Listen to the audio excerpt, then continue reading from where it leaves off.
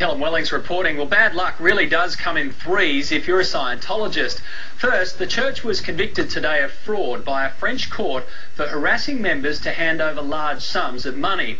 Just hours later, a two-time Oscar winner quit the group, branding them cowards and liars. All that after the spokesman for Scientology walked out on a national television show. Here's Brian Seymour. You are not there! Is it true? Awareness is the problem. The one man in the world who never believes he's mad is a madman. It's a 1, 2, 3 punch claim, resulting in a very public crash for Scientology. As described through Xenu and the Intergalactic Emperor. Is it true?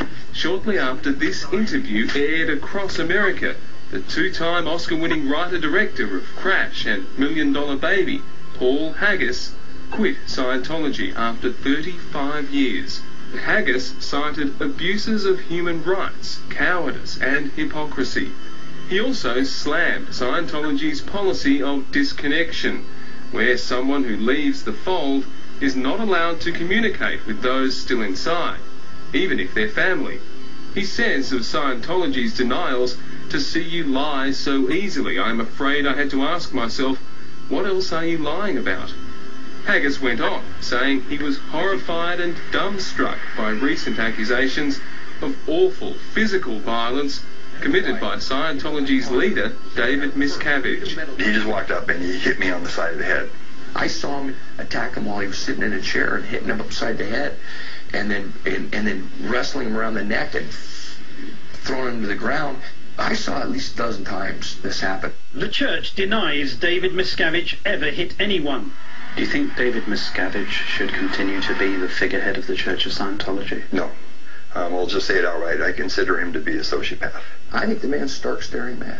This filmmaker who conquered Hollywood said he and his wife were also appalled by Scientology's anti-gay stance, and he's ashamed he didn't quit earlier. No, Tommy, you stop! No, listen to me! You are not there! That famous meltdown on the BBC Panorama programme 2 years ago was Tommy Davis's finest hour. It turned out he had followed and harassed reporter John Sweeney until he lost it badly on camera. Today, though, it all caught up with Davis, who had his own mini meltdown on American television. Do you believe that the galactic emperor called Xenu, who brought his people to Earth 75 million years ago and buried them in volcanoes? Interviewer Martin Bashir asked Davis about Xenu, the galactic overlord. And it is in violation of my religious beliefs to talk about them. Understanding the origins of the human race as described through Xenu and the Intergalactic Emperor. Is it true?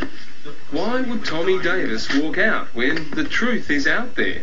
Here's the founder of Scientology, L. Ron Hubbard, a one-time science fiction writer, talking about Xenu, the galactic overlord. And they had elected a fellow by the name of Xenu, could be spelled X-E-M-U, to the supreme ruler.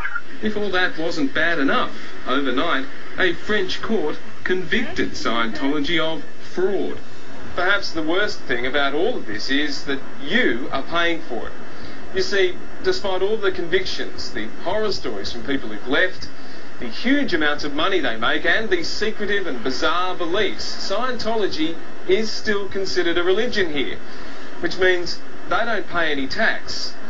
Now, many former members are saying Scientology should not be getting a free ride, and so is federal MP Nick Xenophon. Because I think there's a lot of community concern that an organisation such as Scientology gets the huge benefits of having a tax-exempt status as a religion. I'm a Scientologist. We may or may not be super beings, yet. And we put links on our website for you to find out firsthand what those accusations are and the response we got today from Scientology. Coming up soon, the do's